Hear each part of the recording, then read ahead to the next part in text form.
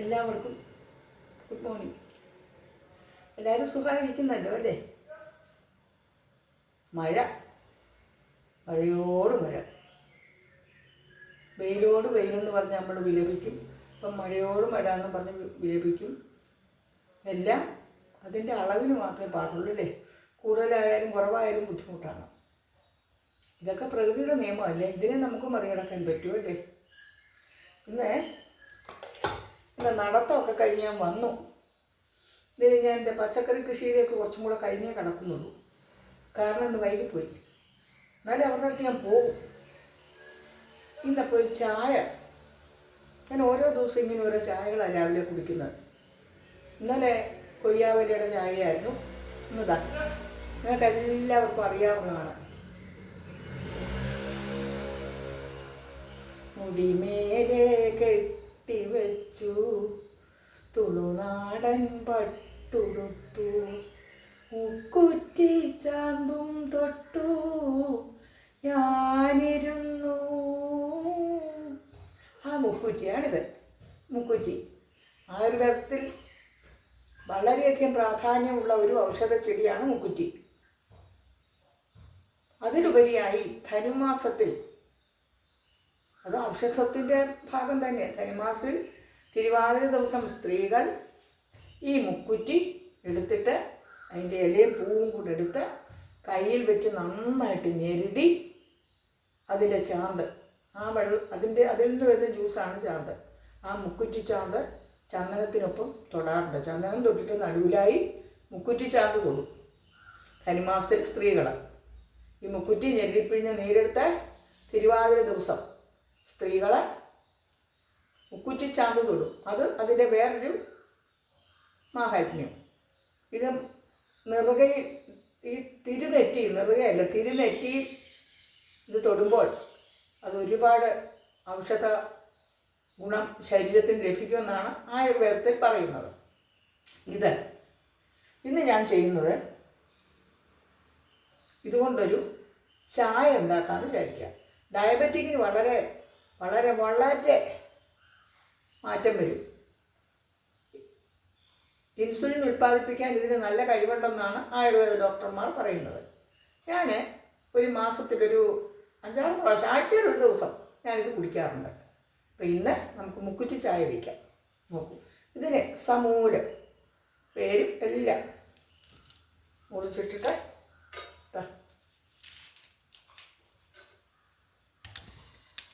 ശരീരത്തിൽ 2 ഗ്ലാസ് വെള്ളം വയ്ക്കാം. അളന്ന് വയ്ക്കണേ. ഇല്ല, ഊഹമുള്ളവർക്ക് ഊഹമായാലും മതി.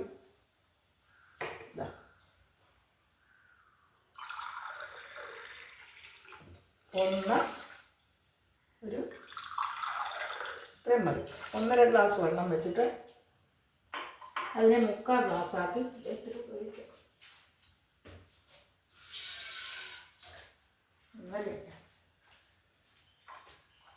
2 ഗ്ലാസ് ഇരിക്കട്ടെ. 2 ഗ്ലാസ് ഞാൻ ഒഴിച്ചു കേട്ടോ, ഇതും കൂടി ഇരിക്കട്ടെ. 2 ഗ്ലാസ് വെള്ളം. ഈ ഗ്ലാസ്സിന് 2 ഗ്ലാസ് വെള്ളം വെച്ചു. ഇനി നമുക്ക് അടുപ്പ് കത്തിക്കാം. ഗ്യാസ് കത്തിക്കാം. ഇത് തിളച്ച് കുറുകി വറ്റിട്ട്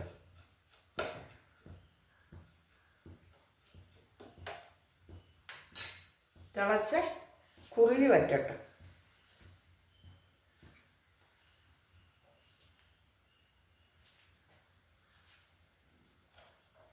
ഇത് തിളച്ച് കുറുകി വറ്റുമ്പോൾ നമ്മൾ അതിനെ ഊറ്റിയെടുത്ത് അരിപ്പയിൽ ഊറ്റിയെടുത്ത് കുടിക്കണം.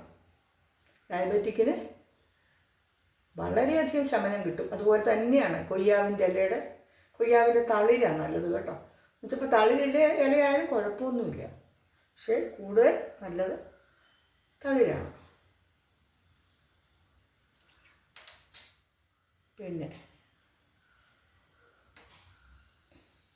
എന്താ, നമ്മൾ കണ്ണടച്ച് തുറക്കുന്നതിന് മുമ്പ് എന്തെല്ലാം സംഭവ വികാസങ്ങളാണ് നമ്മുടെ ജീവിതത്തിൽ, മനുഷ്യ ജീവിതത്തിൽ സംഭവിക്കുന്നത് അല്ലേ? നമ്മുടെ വയനാട് ദുരന്തം പോലെ തന്നെ ഒരു ദുരന്തമാണ് ഇന്നലെ ഉത്തരാഖണ്ഡിൽ നടന്നത്. ഉത്തരാഖണ്ഡത്തിലെ ഒരു ഗ്രാമം മുഴുവനും നിമിഷ നേരങ്ങൾക്കുള്ളിൽ ഒലിച്ചുപോയി. ആലോചിച്ച് നോക്കൂ, കുറേ ആളുകൾ മരിച്ചു. വയനാട്ടിൽ രാത്രി പാതിരാത്രിയിലായിരുന്നുകൊണ്ട് എല്ലാവരും കിടന്നുറങ്ങുകയല്ലേ, അതുകൊണ്ടാണ് മുഴുവനും പോയത്. അതേസമയം ഇവിടെ ഒരു ഉച്ച നേരത്തായതുകൊണ്ട് അധികം പേര് സ്കൂളിലും ഓഫീസിലും ജോലിക്കുമൊക്കെ പോയിരിക്കുമായിരുന്നല്ലോ. അതുകൊണ്ടാണ് ദുരന്തത്തിൻ്റെ ലെവല് കുറഞ്ഞത്.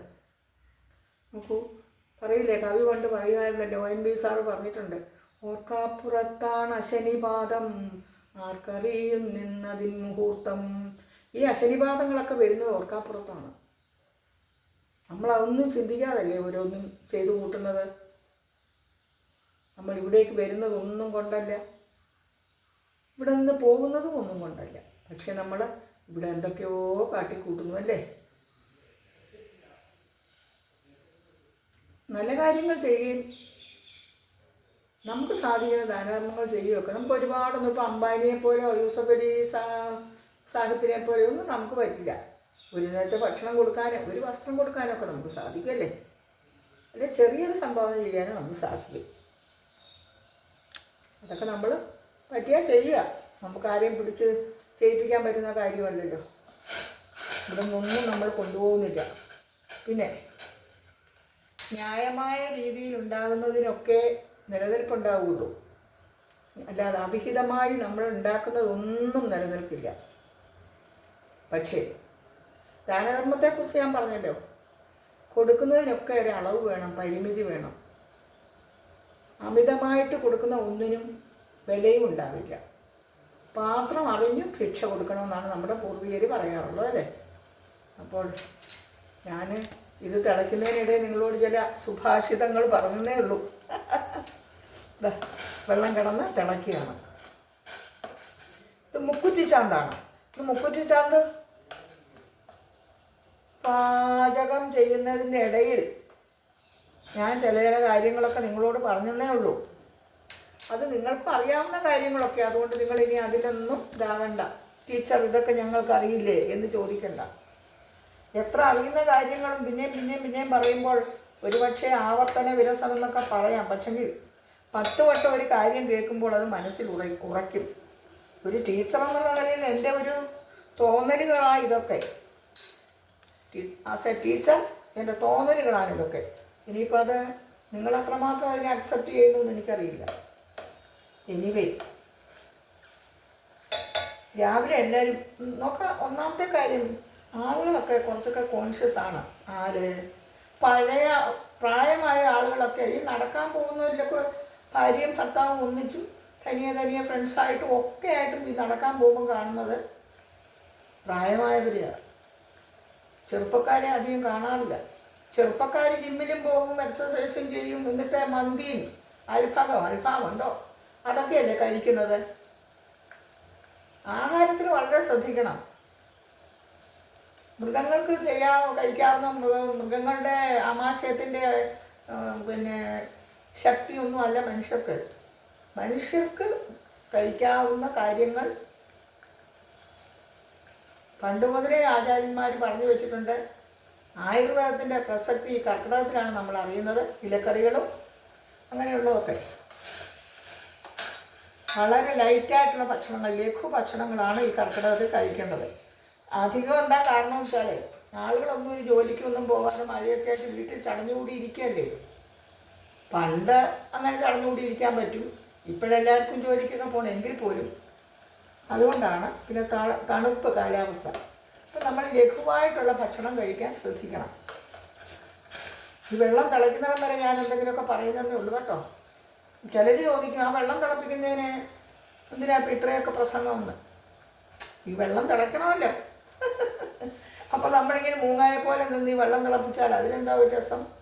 അതും ചിന്തിക്കൂ.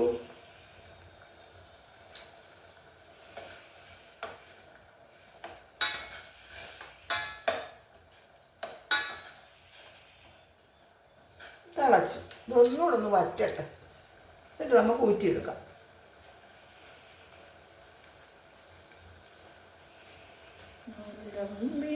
ചുരുൾ മൂടി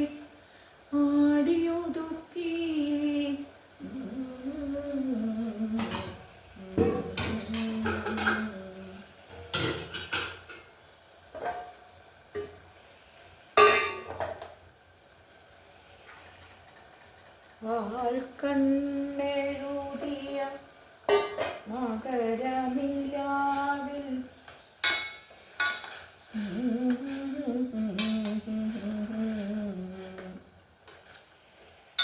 വാർമുടി ഉലയുകയായി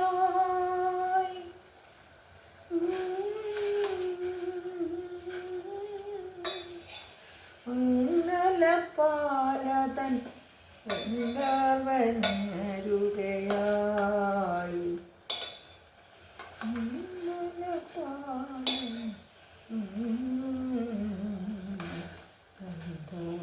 ഉണരുകയായി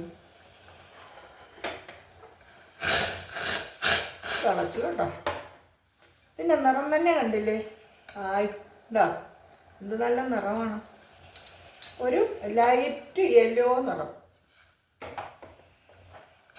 വളരെ വളരെ പ്രാധാന്യമുള്ള, ഞാൻ നിങ്ങളോട് പറഞ്ഞല്ലോ ഇതൊക്കെ എനിക്ക് കിട്ടുന്ന എൻ്റെ സ്റ്റുഡൻറ്റ്. ഇനിയും വേണേൽ അവിടെ പേര് പറയാൻ തോന്നുന്നു, കാരണം അവൾ റിട്ടയർ ചെയ്തു.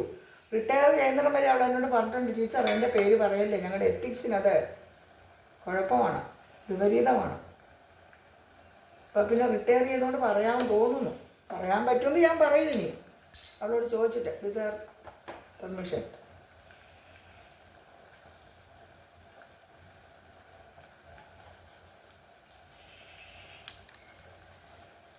തിളക്കട്ടത്.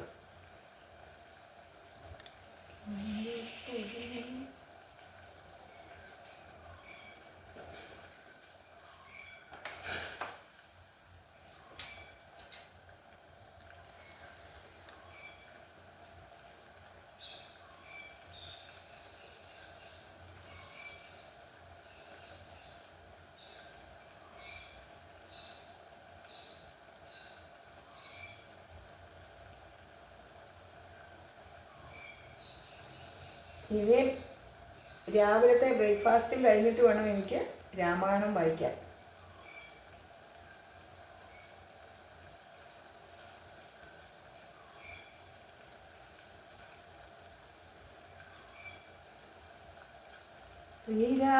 ശ്രീരാമനാമം യപസാരസാഗരം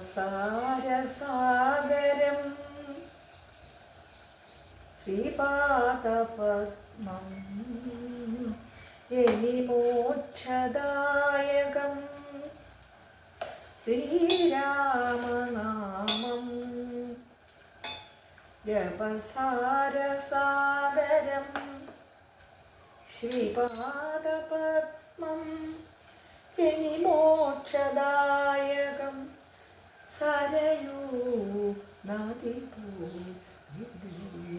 ആത്മാവിൽ ശ്രീരാമനാമം ജപസാര സാഗരം ഓങ്കാരധ്വനിയോടെ ഇത് മതി മതി മതി മതി മതി മതി.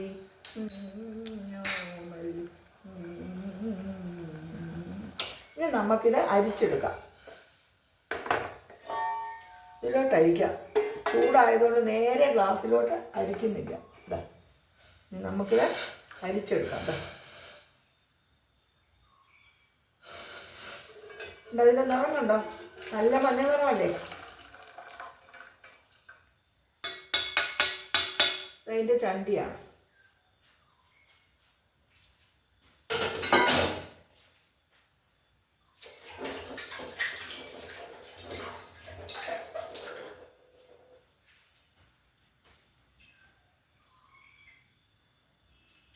അങ്ങനെ ഇന്നത്തെ നമ്മുടെ മുക്കുറ്റി ചായ റെഡിയായി. നമുക്ക് അത് ഇതിലേക്ക് ഒഴിക്കാം.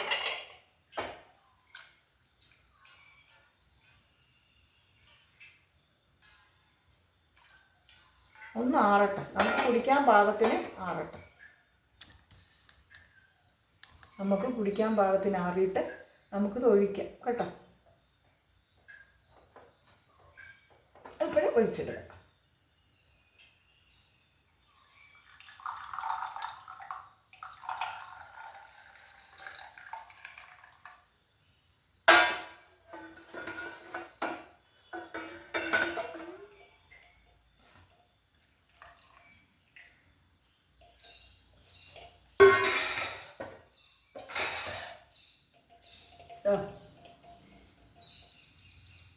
വലിയ ഔഷധ ഗുണമുള്ള ഒരു ചായ ഇതെന്നറിയാമോ? മുക്കുറ്റി ചായ. നിങ്ങളെല്ലാവരും, ഇതിപ്പോൾ ഡയബറ്റിക് ഉള്ളവർക്കെന്നല്ല, ഇതെല്ലാവർക്കും ഇതൊരു ശരീരത്തിന് അസുഖങ്ങളിൽ നിന്നൊക്കെ പ്രതിരോധ ശക്തി വർദ്ധിപ്പിക്കുന്ന ഒരു ചായയാണ് മുക്കുറ്റി ചായ. നിങ്ങൾ ഒരു നേരം ഇനിയിപ്പോൾ രാവിലെ ചായ തന്നെ കുടിക്കണമെന്നുള്ളവർക്ക് പോട്ടെ, 4 മണിക്കെങ്കിലും നിങ്ങൾ ഇങ്ങനെ ഒന്ന് ശീലമാക്കൂ. നല്ലതാ. ഹെൽത്ത് ഈസ് വെൽത്ത്, അങ്ങനല്ലേ? അപ്പോൾ എല്ലാവരും മുക്കുറ്റി ചായ ഉണ്ടാക്കി കുടിക്കണം കേട്ടോ. എല്ലാവർക്കും ഒരു ശുഭദിനം നേർന്നുകൊണ്ട് നിങ്ങളുടെ സരസ്വതി ടീച്ചർ.